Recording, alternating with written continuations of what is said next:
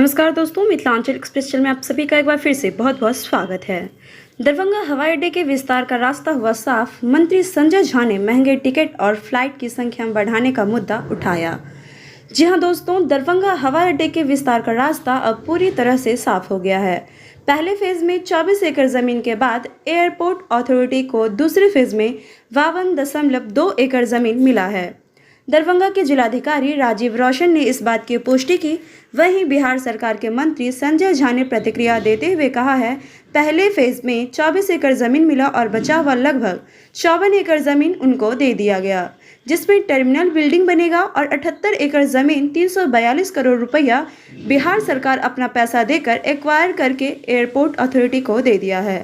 Darbhanga airport देश का सबसे सक्सेसफुल उड़ान स्कीम का एयरपोर्ट है। यह प्रॉफिट वाला एयरपोर्ट है और भारत सरकार को इससे कमाई होती है। उम्मीद करते हैं कि अब जमीन मिल गया है तो काम जल्द ही शुरू हो सकेगा।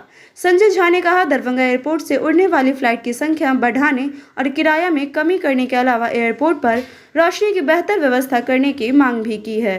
तो दोस्तों, ये था हमारा आज का अपडेट और इसी के साथ हम लेंगे आपसे विदा। साथ ही दरभंगा के लोकल खबरें एवं दरभंगा एयरपोर्ट से जुड़ी हुई तमाम खबरों के लिए आप बने रहे हमारे चैनल के साथ। शुक्रिया।